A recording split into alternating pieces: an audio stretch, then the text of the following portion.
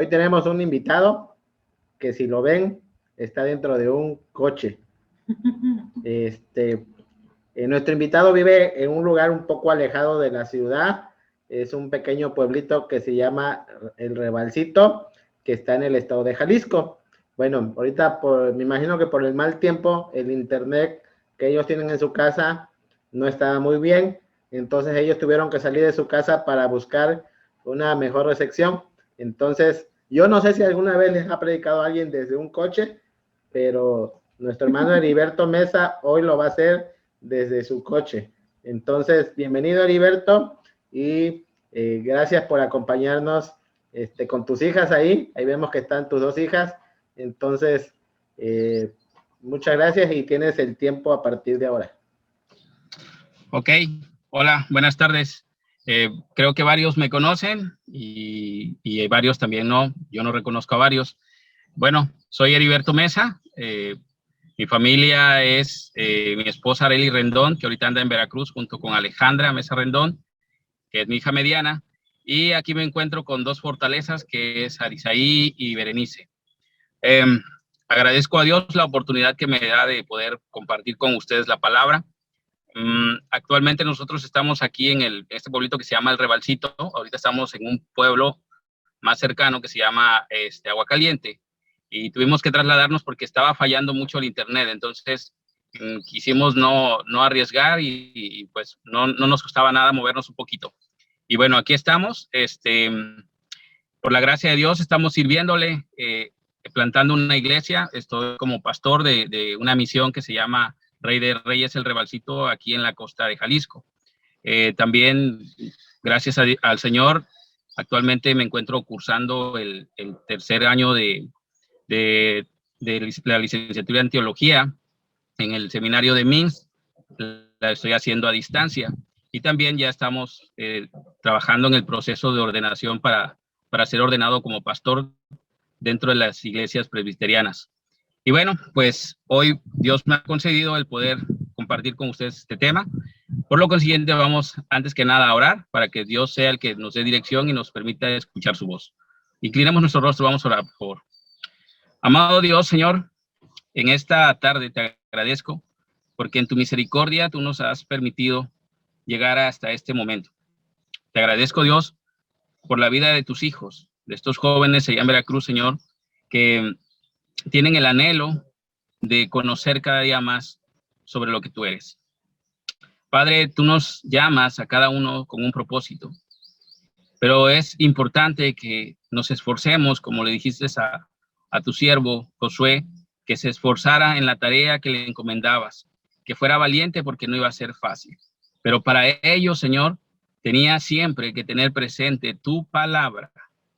Tenía que guardar los mandamientos que ya estaban escritos, Dios.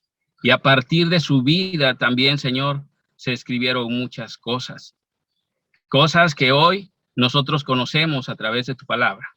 Pero muchas veces, Padre, nuestra mente tan fina no las puede entender. Por eso te pedimos que ahora abras nuestro entendimiento y podamos entender el mensaje que tienes en esta tarde para nosotros. Úsame, Dios, para ser el instrumento que haga llegar tu voz a los corazones de tus hijos. En el nombre de Cristo Jesús te lo pido, Dios, y te doy gracias por todo. Amén. Muy bien, me voy a apoyar con Uriel. Tiene él unas diapositivas. Antes de entrar al tema como tal, vamos a ver 7 puntos que hablan acerca de lo que es la teología. Teología es la materia que estudia sobre Dios, es conocer a Dios. Entonces, cada uno de nosotros, cuando empezamos a leer la palabra y empezamos a tener esa interpretación que el Espíritu Santo nos da de la palabra de una manera correcta, estamos haciendo teología porque estamos conociendo más de ese Dios al cual adoramos. Sin embargo, saber de Dios no es cosa sencilla. De hecho, jamás podremos comprender la plenitud de Él. Sin embargo, Dios nos está permitiendo conocer ciertas cosas que ha dejado en su palabra, y lo hacemos a través de esta materia o esta herramienta que se llama la teología, y la cual para para hacerlo un poco más sencillo, se divide en 7 teologías principales. La primera teología que tenemos es la teología sistemática. No sé si puedes avanzarle, Uriel.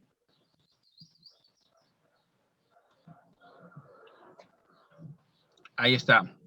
La teología sistemática dice que se encarga de organizar las escrituras mediante una síntesis de enseñanzas bíblicas, resumidas en categorías principales que abarcan la totalidad de la revelación escrita de Dios. Bien, esta teología, en una forma más sencilla de entenderla, lo que hace es aplanarnos la palabra de Dios a fin de que podamos entender cada una de las doctrinas que se encuentran ahí inmersas, pero se van fundamentando desde lo que el Antiguo Testamento dice hasta lo que el Nuevo Testamento representa.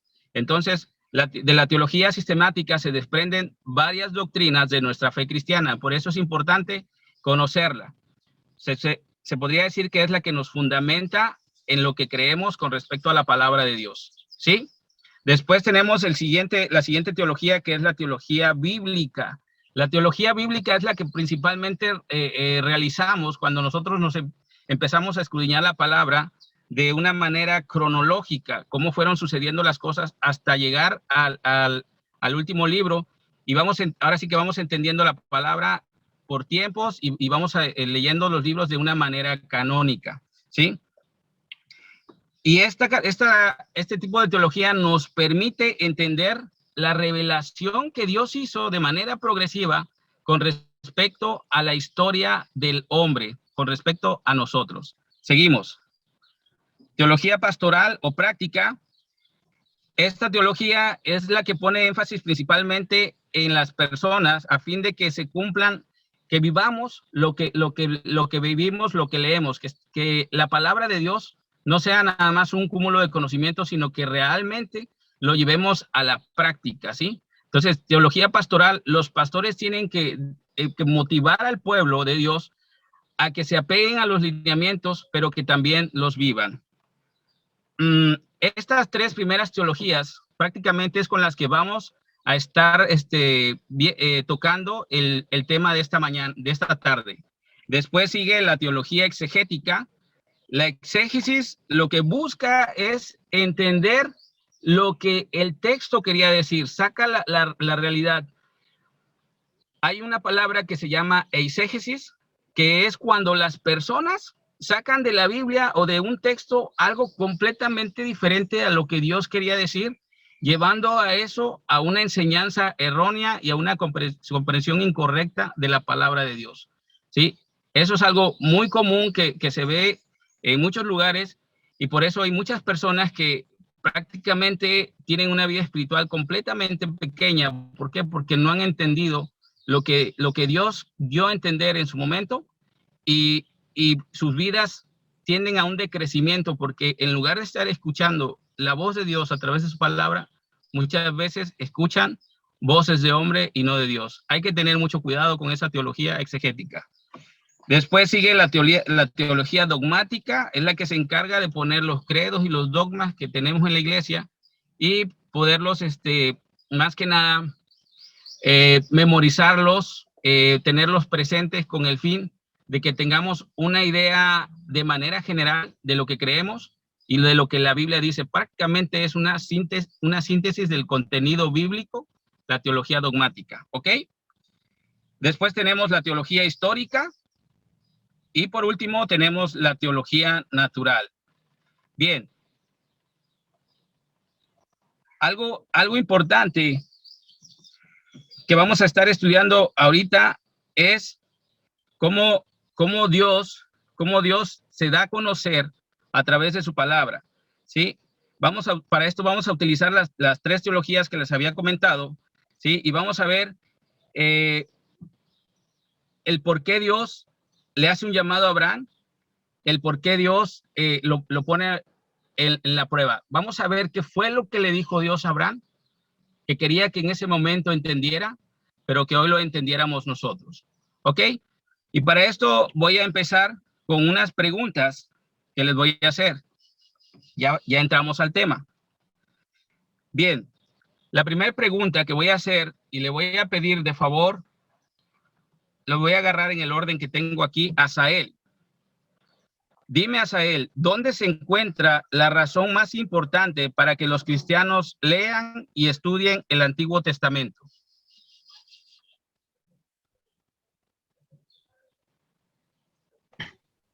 Basados en un texto bíblico, me sé uno, pero no exactamente del Antiguo Testamento, sino en general de la palabra, donde dice que toda la palabra es inspirada por Dios, útil para redarguir, para instruir en justicia.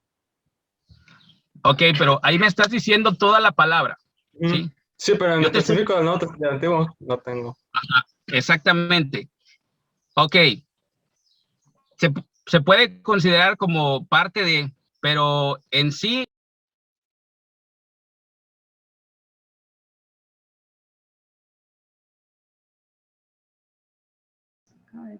Se te cerró el micrófono. A ver, ¿alguien más que le pueda ayudar con esta respuesta y de ahí la mostramos?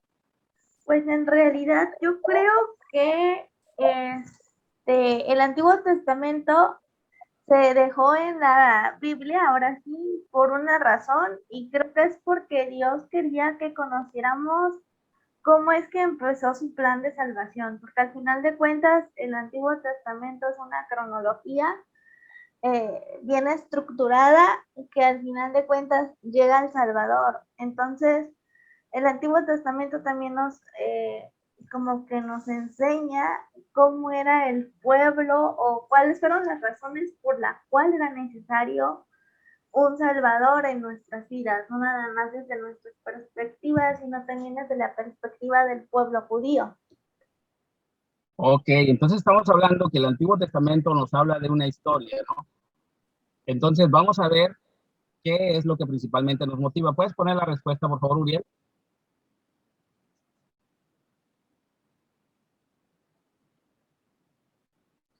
La razón más importante para que los cristianos lean y estudien el Antiguo Testamento se encuentra en... Espérame, que me trabó. Voy a dejar de compartir y la vuelvo a compartir. Ahí está. Ahí está la respuesta. En el Nuevo Testamento. Perdón, ¿me recuerdas tu nombre y la respuesta? Paola. Después de Paola. Lo que tú dices es muy cierto. El Antiguo Testamento nos relata cronológicamente todo lo que iba a pasar, ¿sí? Todo lo que iba a pasar para que viniera nuestro Salvador y más aún a futuro, lo que todavía está por pasar.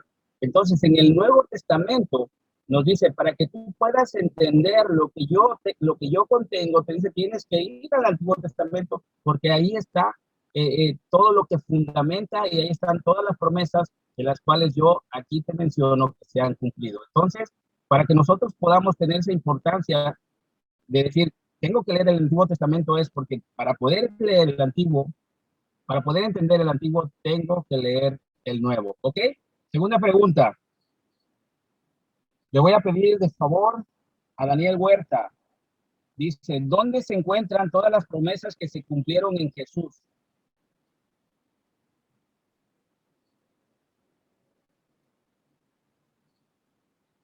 Todas las promesas que se mencionan en el Antiguo Testamento respecto a Jesús, ¿en dónde encontramos su cumplimiento?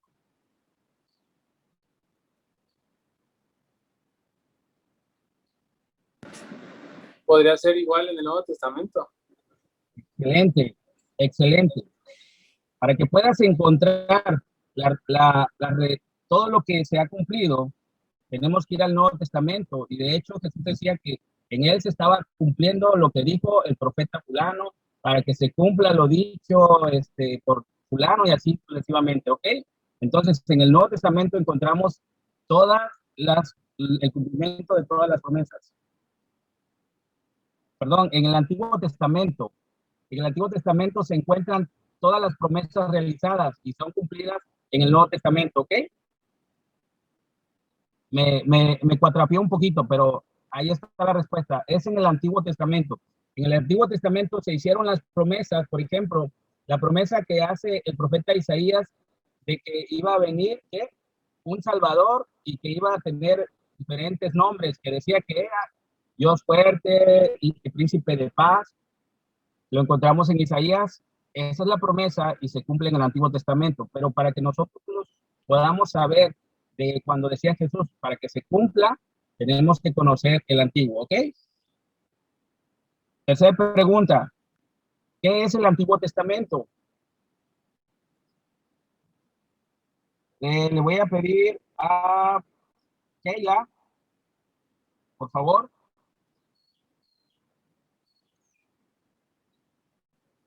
Es el antiguo pacto. ¿Perdón? El Antiguo Pacto. No, Keila.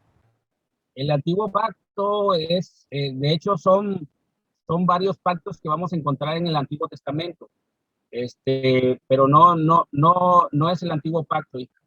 De hecho, esa es una pequeña parte de todo lo demás.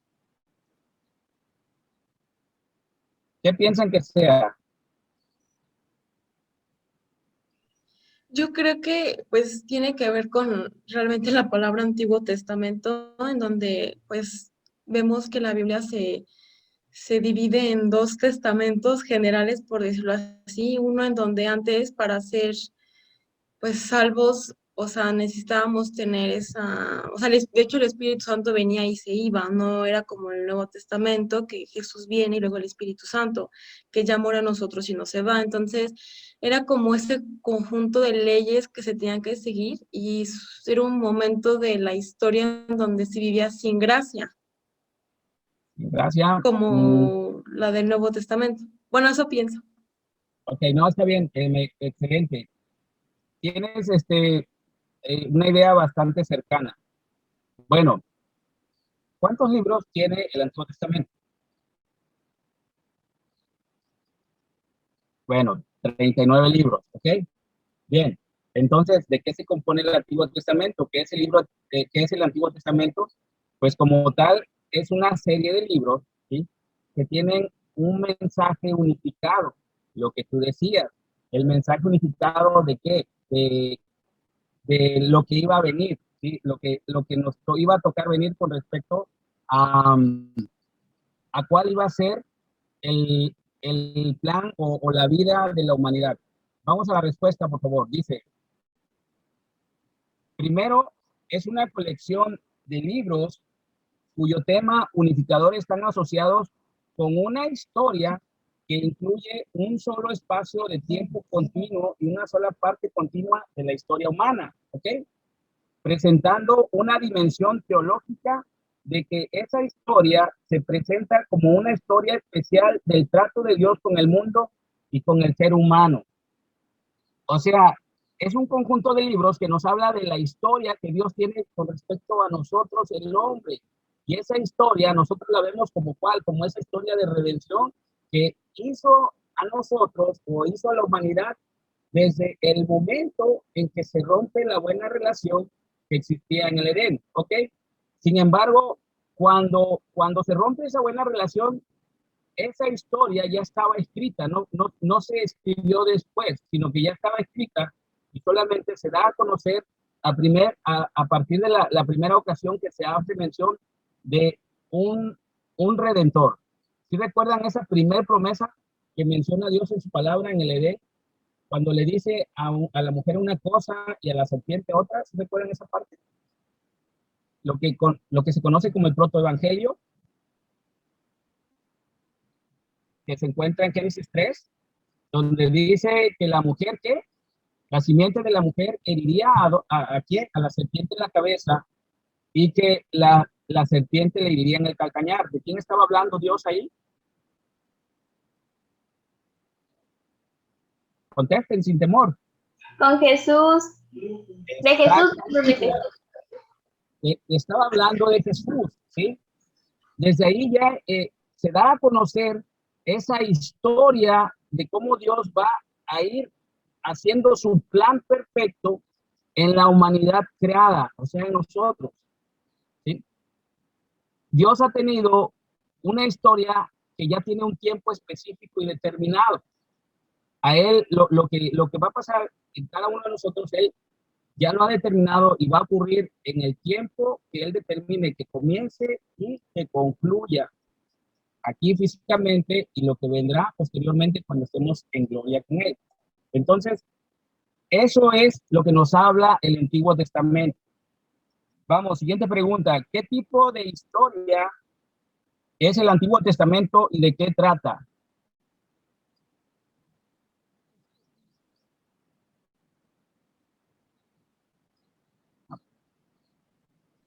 Perdón, me salté una.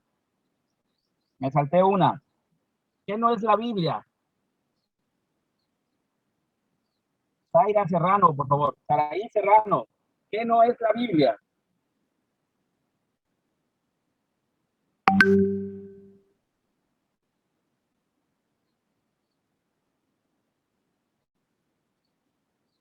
Hola, hola. Saraí. Creo que se salió. Ah, ok. Entonces, Denise Huerta, ¿qué no será la Biblia?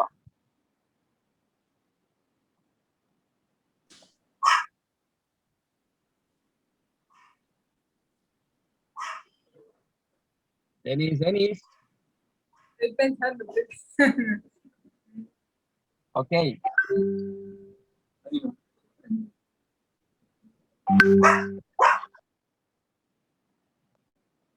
Nosotros decimos que creemos en la palabra de Dios, ¿sí?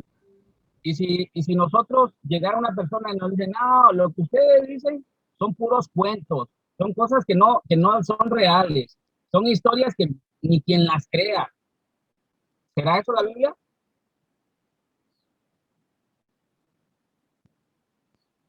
¿Qué podríamos decir ante esa situación que nos dijeran las personas con respecto a la palabra de Dios?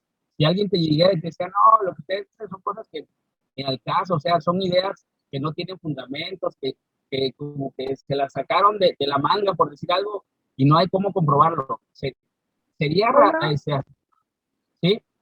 ¿puedo contestar yo? Ah, claro. Pues la palabra de Dios dice que fue inspirada por Dios, que fue inspirada por el Espíritu Santo. Esa es la Biblia real o la palabra real, la palabra que nosotros podemos leer, ¿no? Y pues una Biblia falsa o la palabra falsa es aquella que no viene inspirada del Espíritu Santo, que viene basada en lo que dicen los hombres, pero sin un fundamento espiritual, el cual venga de Dios. Ok. Y eso hoy en día sí lo estamos viendo, ¿sí? Muchas personas nos hablan de cosas que no tienen fundamento y las acercan más como verdad que la propia Biblia. Vamos a ver qué dice la respuesta, por favor, Uriel.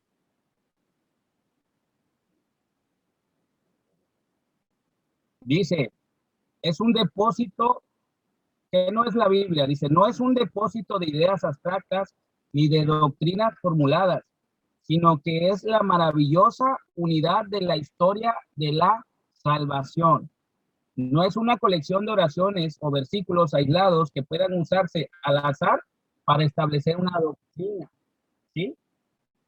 La Biblia no es algo que no se entienda, no es algo abstracto. Como tal, es algo que Dios nos ha dejado porque es parte de la historia de salvación que Él nos ha mostrado, ¿sí?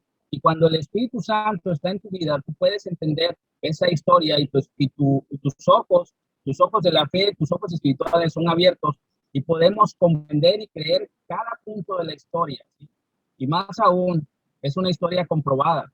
Podemos comprobar lo que pasó en la Biblia porque hay antecedentes históricos que nos dicen que las personas mencionadas ahí sí existieron los lugares. Entonces, la Biblia como tal es verdad y no es una idea que la gente pueda decir, ¿cómo puedes creer en algo que no se puede comprobar? No, sí se puede comprobar hoy por hoy. Eso es la Biblia, eso es lo que creemos y siempre debes estar preparado para que cuando alguien te diga lo contrario, le puedas decir, no, lo que yo creo es verdad porque es palabra de mi Dios y Él mismo ha dejado prueba paciente de que es real. Seguimos. Ahora sí, ¿qué tipo de historia es el Antiguo Testamento y de qué trata? Vamos a irnos a responder para no irnos a hacer más tiempo, ¿ok? Dice, es una historia teológica Es el registro de Dios y su trato con el mundo y con los hombres. Eso es la historia del Antiguo Testamento, una historia teológica. ¿Por qué teológica?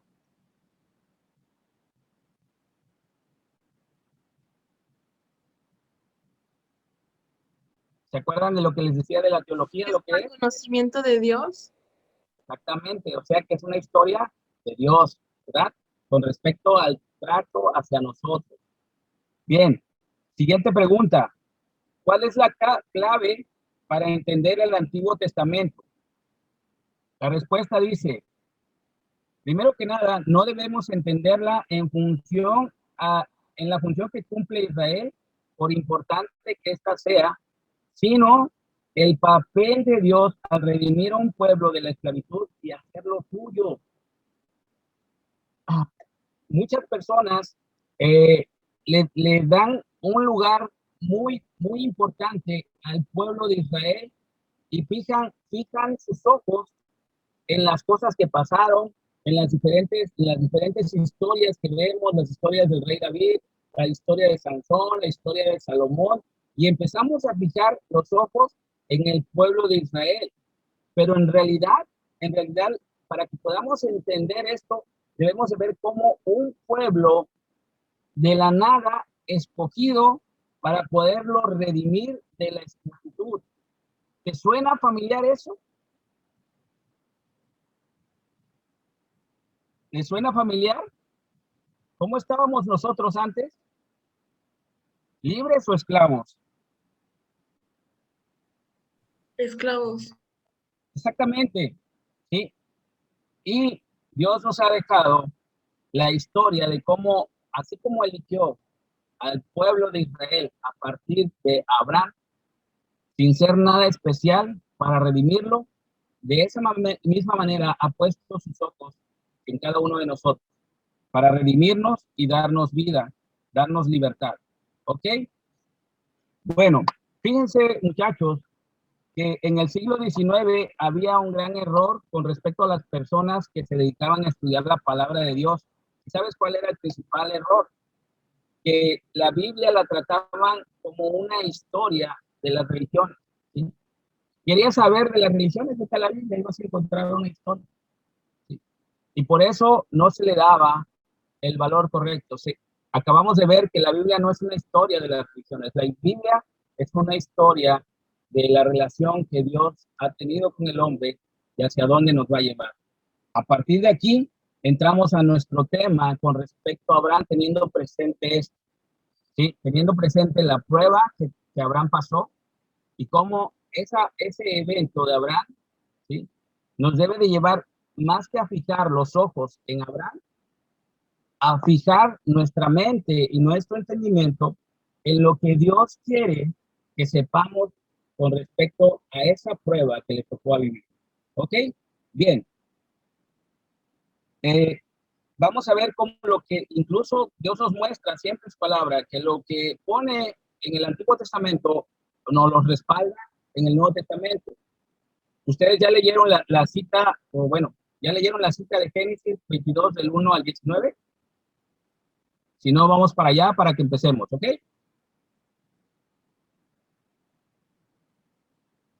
¿Me escuchan? Sí. Ok. Vamos a Génesis, por favor. Capítulo 22, del 1 al 19. Dice de la siguiente manera. Aconteció después de estas cosas que probó Dios a Abraham y le dijo a Abraham, y él respondió, heme aquí. Y dijo, toma ahora tu hijo, tu único, Isaac, a quien amas, y vete a tierra de Moriah y ofrécelo allí en holocausto sobre uno de los montes que yo te diré. Ahí Abraham se levantó muy de mañana y enalabardó su asno y tomó consigo 2 siervos suyos y a Isaac su hijo y cortó leña para el holocausto y se levantó y fue al lugar que Dios le dijo. Al tercer día alzó Abraham sus ojos y vio el lugar de lejos. Entonces dijo Abraham a sus siervos, esperen aquí con el asno, y yo y el muchacho iremos hasta allí y adoraremos y volveremos a ustedes. Y tomó Abraham la leña del holocausto y la puso sobre Isaac, y la tomó en su mano en el fuego y el cuchillo, y fueron ambos juntos. Entonces habló Isaac a Abraham su padre y dijo: Padre mío. Y él respondió: heme aquí, hijo, mi hijo. Y él dijo: he aquí el fuego y la leña, mas ¿dónde está el cordero para el holocausto? Y respondió Abraham: Dios se proveerá de cordero para el holocausto, hijo mío. E iban juntos. Cuando llegaron al lugar que Dios les había dicho, edificó allí Abraham un altar y compuso la leña, y ató a Isaac su hijo y lo puso en un altar sobre la leña. Y extendió Abraham su mano y tomó el cuchillo para degollar a su hijo. Entonces el ángel de Jehová le dio voces desde el cielo y dijo: Abraham, Abraham. Y él respondió: heme aquí.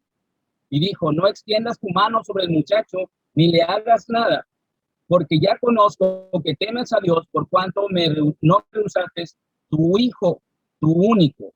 Entonces alzó Abraham sus ojos y miró, y he aquí a sus espaldas un carnero trabado en un zarzal por sus cuernos, y fue Abraham y tomó el carnero y ofreció en holocausto en el lugar de su hijo. Y llamó a Abraham el nombre de aquel lugar: Jehová proveerá. Por tanto se dice hoy: en el monte de Jehová será provisto. Y llamó el ángel de Jehová a Abraham por segunda vez desde el cielo, y dijo: por mí mismo he jurado, dice Jehová, porque por cuanto has hecho esto y no me has rehusado tu hijo, tu único hijo, de cierto te bendeciré y multiplicaré tu descendencia como las estrellas del cielo y como las arenas que están a la orilla del mar, y tu descendencia poseerá las puertas de sus enemigos. En tu simiente serán benditas todas las naciones de la tierra, por cuanto obedeciste a mi voz. Y volvió Abraham a sus siervos, y se levantaron y se fueron juntos a Berseba, y habitó Abraham en Berseba. Y aconteció después de estas cosas que fue dada noticia a Abraham diciendo: he aquí que también Milca ha dado a luz a su hijo Nacor, su hermano. Hasta ahí llegamos, hasta el 19. Y después nos vamos a Hebreos capítulo 11, versículos 17, donde nos hace mención nuevamente sobre la fe de Abraham. Por la fe, Abraham, cuando fue probado, ofreció a Isaac, y el que había recibido la promesa ofrecía su unigénito, habiéndosele dicho: en Isaac será llamada descendencia, pensando que Dios es poderoso para levantar aún de entre los muertos, de donde en sentido figurado también le volvió a recibir. Bien, Hebreos ya nos dice que Abraham actuó por fe. Vamos a ver cuál es el objetivo, o vamos a tratar de entender la prueba. El subtema de esta tarde le he puesto entendiendo la prueba. Primer punto: ¿quiénes son probados?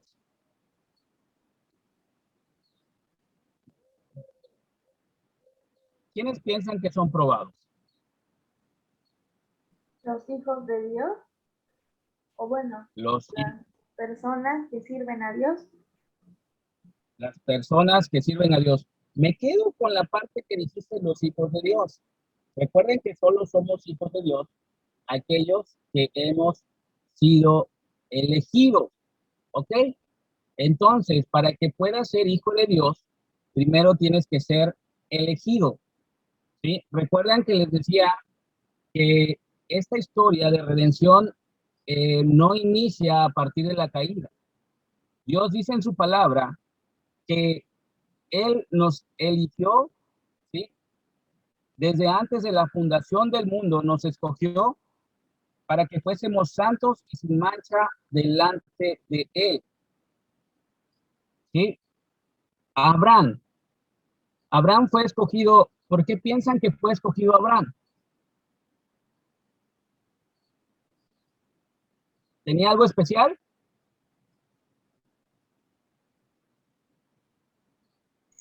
No. Exactamente, no había nada de especial en Abraham. Ok, pero vemos la fe de Abraham. ¿Será que la fe de Abraham fue antes de ser escogido o después? Antes. Exactamente. Abraham primero fue elegido, ¿sí? Y cuando es elegido por Dios, él cambia su actitud de ser un hombre próspero, de ser un hombre que tenía todo, porque donde estaba con su padre eran personas que económicamente tenían todo. Y Dios lo llama y le dice, quiero que dejes todo eso y vengas a este otro lugar, porque yo ahí te voy a hacer de ti una descendencia grande que nunca jamás va a poder ser contada. ¿Sí?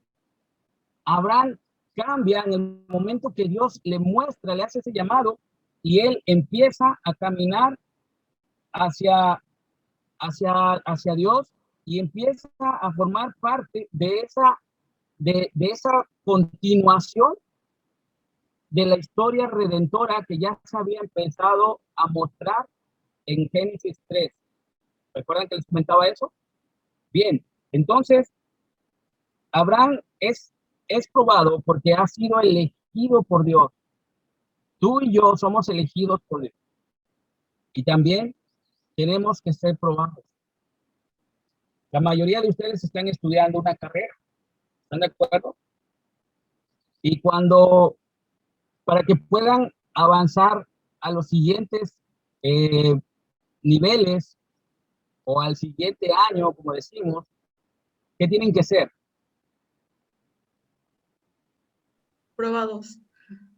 Tienen que ser probados, ¿sí? Entonces, ustedes son probados porque pertenecen a X carrera y los prueban en esa carrera, y conforme se van ustedes constatando su conocimiento, van avanzando. También los hijos de Dios, los elegidos por Dios, estamos en esa carrera de redención en la cual Dios nos ha puesto, y cada día somos probados, pero no para ser menos, sino para seguir avanzando, ¿ok? Por haber sido elegidos por Dios. Segundo punto, vamos a ver ahora qué es y qué no es la prueba, ¿sí? Bien, la prueba, dice, es el proceso concedido por Dios a los que le aman, los cuales se presentan en diferentes etapas de su vida.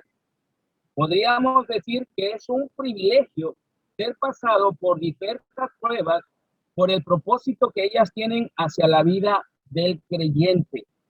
¿Sí? Dios permite estos procesos, esas pruebas en nuestras vidas. ¿Por qué? Porque son necesarias para nuestra edificación, para nuestro fortalecimiento, ¿sí? Para que aprendamos a ver a Dios actuar en nuestras vidas, para que aprendamos a ver cómo sigue siendo ese redentor, ese cordero que Dios se provee para que nosotros podamos seguir adelante. ¿Ok? Cuando nosotros estamos en pruebas y sentimos que caemos, que ya no podemos, ahí está ese cordero que fue provisto, que es Jesús, animándonos a continuar en la prueba, a no perder de vista a Jesús. ¿Sí? Por eso somos probados, y esa es la prueba cuando viene de Dios, con el propósito de que nosotros fijemos nuestra mirada en nuestro Redentor. ¿Ok? Bien. ¿Qué no será la prueba?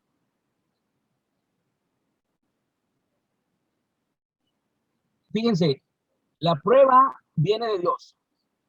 Hay veces que en la vida de nosotros como cristianos, ¿sí?, vienen etapas difíciles, y muchos la llaman tribulación, y otros dicen, estoy pasando una gran prueba. Pero la realidad es que muchas veces no viene por eso, no viene por una prueba de Dios. Hay veces que queremos confundir la prueba con consecuencias de nuestra desobediencia, y es ahí donde debemos de tener. No confundamos. La prueba viene de Dios, y Dios da la salida. Cuando nosotros somos omisos o le faltamos a Dios, vamos a tener consecuencias. Consecuencias de las cuales, si bien igual la misericordia de Dios, Jesucristo, nuestro intercesor, nos va a perdonar de nuestras faltas, sin embargo, tendremos que muchas veces sufrir las consecuencias de nuestras faltas. Ok, entonces, la prueba, muchachos, no son consecuencias de eso. La prueba viene de Dios. Si estamos mal, afrontemos las consecuencias. Y yo te recomiendo ante esta parte, querido hermano, lo siguiente. Cuando te equivoques delante de Dios, no cometamos el error de Adán y no cometamos el error de Eva, que en lugar de aceptar la responsabilidad, quisieron justificarse delante de Dios como pensando que lo podían engañar. Y por esa situación de quererse justificar, en lugar de aceptar su responsabilidad, tuvieron las consecuencias que hoy en día seguimos, la humanidad, nos siguen cobrando el impuesto por esa situación. Entonces, te recomiendo, ya Cristo murió por nosotros, ya Él intercedió por nosotros. Nos equivocamos, fallas, ven a Él, clama por su misericordia. Y Él es el Cordero del cual Dios ya se ha provisto, como dijo Abraham cuando le decía a su hijo Isaac, no te preocupes, Dios se proveerá de Cordero. Jesucristo es el Cordero que intercede cada día por nosotros. Y en la dificultad siempre nos está. ¿Sí? Tratemos o vivamos de tal manera que nos esforcemos cada día por vivir en obediencia y no en desobediencia. Y cuando recibamos la prueba, de verdad te digo, recíbela con gozo. Es para que seas aprobado. Es para tu bendición. ¿Sí? Y así como Abraham tuvo promesas, también hay promesas para ti y para mí. Promesas de vida eterna. Promesas que hoy en día se están cumpliendo.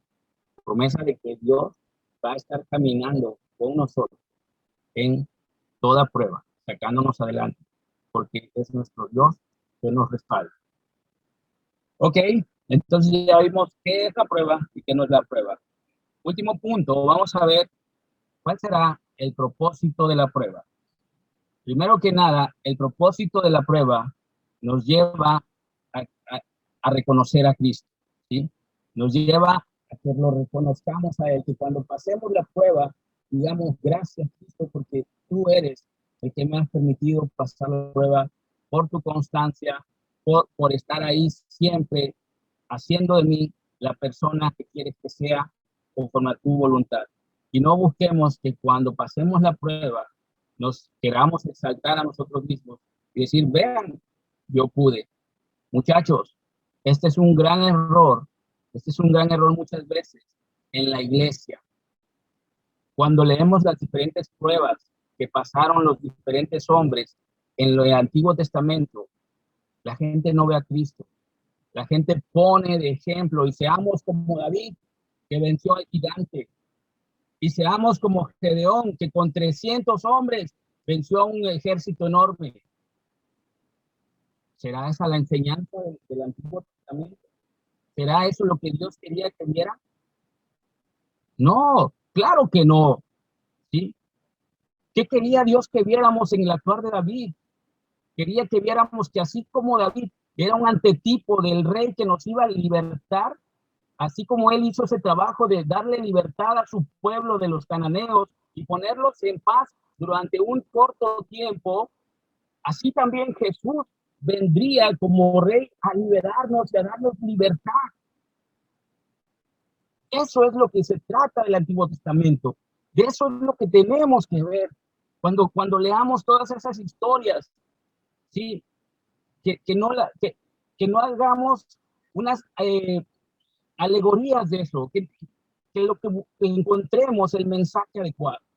Eso es lo que Dios quiere. Y cuando tú leas su palabra, ¿sí? No pongas de ícono al personaje del cual se está hablando. El personaje importante es el que estaba por venir, al cual cada uno de esos personajes lo estaban anunciando a través de las diferentes pruebas que Dios les permitió vivir y las hazañas que les permitió realizar para que representaran al único, perfecto y divino Redentor, que es nuestro Señor Jesús.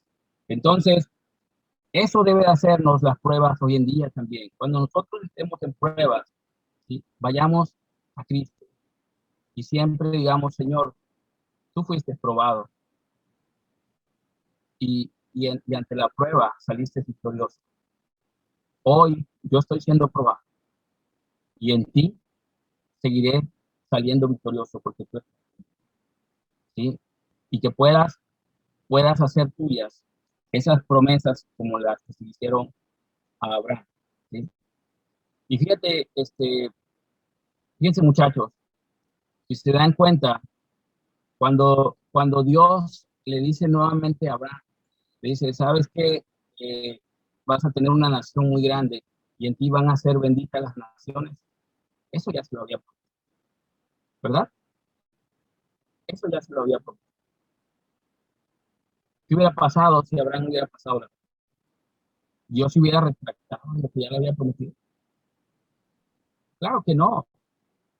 Abraham ya tenía una promesa, pero fue el Espíritu de Dios el que lo esforzó a poder cumplir esta siguiente prueba. Así, contigo y conmigo, no somos nosotros, es el Espíritu de Dios que nos anima a perseverar en la prueba para que se nos cumpla la promesa que ya tenemos hecha, que es de vida eterna. Esta no se nos va a arrebatar. Demos gloria a Dios por eso, porque esa vida eterna nos pertenece. Y si cada día nos esforzamos por ser obedientes, realmente, queridos muchachos, realmente no es por lo bueno, sino es por el Espíritu. Amén por eso. Amén. Pues, ¿qué pasó allá? Seguimos. Otro propósito de la prueba es que seamos parte de la historia de la redención del hombre. Que formemos parte de esa historia. Claro que somos parte de esa historia. Somos la iglesia de Cristo, ¿sí? Somos la iglesia que Él ha venido a formar, ¿sí? Somos los santos escogidos por Él. Somos ese pueblo santo, ese real sacerdocio que Dios nos ha escogido para que anunciemos las virtudes de Él, ¿sí? Que nos ha sacado de las tinieblas a la luz admirable.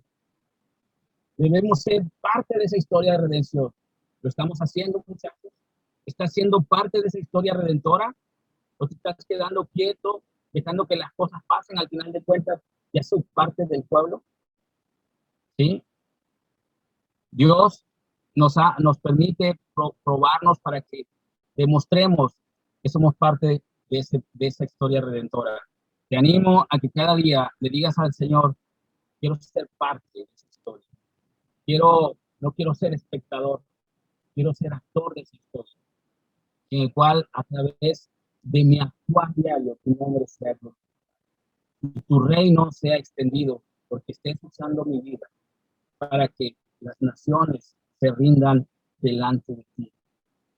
Fue la promesa que se le hizo a Abraham, que nosotros también seamos de bendición para las naciones, que nosotros también seamos de bendición para todo aquel que Dios nos permita conocer, que compartamos de Cristo, de este plan redentor que la de. Y por último, querido hermano, y esto es lo más maravilloso, somos probados. ¿Sabes para qué? Para ser aprobados. ¡Wow! Es una prueba que no vamos a reprobar, ¿sí?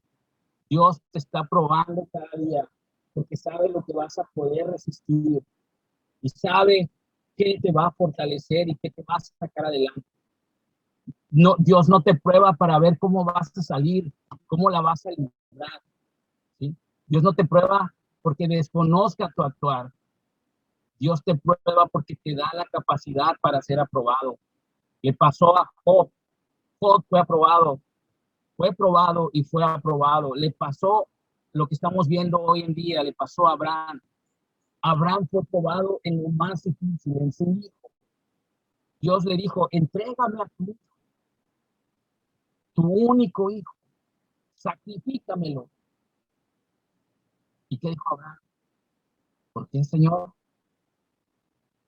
¿Por qué si me has prometido que voy a tener descendencia, entonces, ¿de qué se trata? Abraham no cuestionó.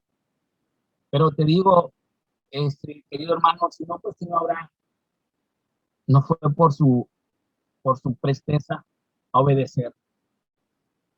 Fue porque Dios lo había escogido para pasar esa prueba y para aprobarlo, para que a partir de ahí se siguiera escribiendo esa historia de redención que iba a llegar hasta nosotros, para que hoy en día tú y yo pudiéramos conocer el propósito de Dios para la creación, para sus hijos que Él ha escogido para salvación.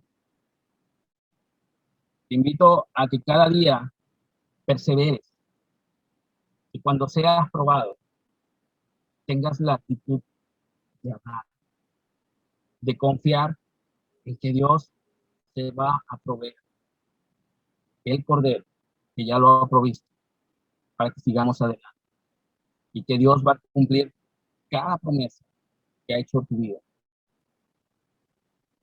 ¿Tememos? Sí, sí tememos, porque lamentablemente seguimos en nuestra casa. Pero permite que cada día Dios, a través de su palabra, su espíritu te vaya renovando y te vaya afianzando, ¿sí? Que puedas corroborar toda esa teología de Dios que es real en tu vida. Todo lo que Dios está haciendo para nosotros, para que podamos llegar a ese día glorioso en el cual podamos glorificar, podamos estar con Abraham y decirle, amigo Abraham, gracias, gracias por haber permanecido fiel, por haber estado dispuesto a hacer lo que más amamos. Y tal vez, como parte de esa historia de la redención, el día que estemos en la presencia de Dios, tal vez alguien también se acerque aquí y te diga gracias, porque formaste parte de esa historia de redención y hoy estoy aquí porque te usó mi Dios para que yo le conociera. ¿Qué te parece, amigo? ¿Qué te parece, hermano? Somos parte de la historia de redención. Nos abrazamos a la prueba y estamos dispuestos a pasarla y a cumplirla confiando en lo que Dios puede hacer. O mejor, nos hacemos pequeños y le decimos a Dios, no me pruebes. No quiero ser parte de esa obra redentora. Yo estoy quieto aquí y aquí estoy quieto. ¿Cómo quieres ser joven? Hoy que estás joven, hoy que tienes fuerza para salir, para dar, para ofrecerte para tu Dios. Te animo a eso, no temas, no temas, no temas a la prueba. La prueba es tu bendición, es mi bendición. ¿Sí? No temas al enemigo. El enemigo no puede probarte. Él te puede tentar, ¿sí? Pero él no te puede probar. Él no está autorizado para probar. El único que te va a probar es. Y el enemigo te va a poder tentar en la medida que tú y yo, en la medida que nosotros no nos afiancemos más en Dios a través de su palabra, a través de buscar entenderla, hacerla nuestra. Que cuando digamos la palabra de Dios es mi única norma de fe, que realmente la estemos viviendo, estemos haciendo uso de esa teología pastoral donde vivamos lo que leemos y lo que decimos. Te animo, joven, les animo, muchachos, busquen cada día ser aprobados por Dios y no sientan temor en la prueba, sino que digan, Señor, si me has concedido tu texto aprobado, listo, pruébame y saca de mí eso maravilloso de lo cual tú me vas a hacer. Te invito a orar, vamos a orar. Señor, hay tanto que aprender de tu palabra y muchas veces, Padre, no entendemos porque no leemos correctamente. Porque muchas veces dejamos llevar por alegorías de tu palabra. Ahora, Dios, cuando entendemos que en tu palabra tienes la historia que habla sobre nosotros, sobre el trato, la relación que tú quieres tener con nosotros, Señor, te queremos pedir que abras nuestro entendimiento, que abras nuestro corazón, sin de que entendamos el mensaje pleno que tienes para nosotros. y podamos también, Señor, ser como esos hombres que siempre fijaron su mirada en ti y por eso pudieron salir adelante en las diferentes pruebas que tú les permitiste vivir. Y por eso también formaron parte de esa historia de redención para que hoy nosotros gozáramos de la bendición de ser el pueblo escogido por ti, para anunciar tus virtudes. Dios, hoy también estamos formando parte de esa historia de redención. Tal vez ya no se escriba porque ya se ha cerrado tu palabra, pero Señor, seguiremos hablando, seguiremos siendo rocas vivas, dando testimonio de que tú eres real, llevando a otros ese mensaje tuyo para que tu reino, Señor, crezca y cada día, Señor, se pueda ir completando a fin de que pronto vengas y podamos gozar de tu presencia, Señor, al estar ahí contigo, al ser recibidos en gloria por ti. Padre, ciertamente la prueba muchas veces no es fácil, pero también, Señor, muchas veces es porque nosotros, Padre, no buscamos preparar. Ayúdanos, Padre, a preparar para cuando venga la prueba, poder hacer el papel que quieres que hagamos. Sabemos, Dios, que tú nos vas a sacar adelante. Sabemos que no nos vas a dejar. Pero, Dios, también nos has dicho que debemos esforzar, que debemos ser valientes. Padre, ayúdanos a esforzar, ayúdanos a ser valientes, sin importar que eso implique que cada día seamos probados más y más. Al contrario, Dios, que cuando seamos probados, digamos gracias, Dios. Gracias porque estás moldeándome más a la imagen de ti. Me estás haciendo más como el varón perfecto a través de la palabra. Te alabamos, Dios, en esta mañana. Te damos la honra y la gloria. Y te pedimos, Dios, que tu palabra sea realidad en nuestras vidas. En Cristo Jesús. Amén.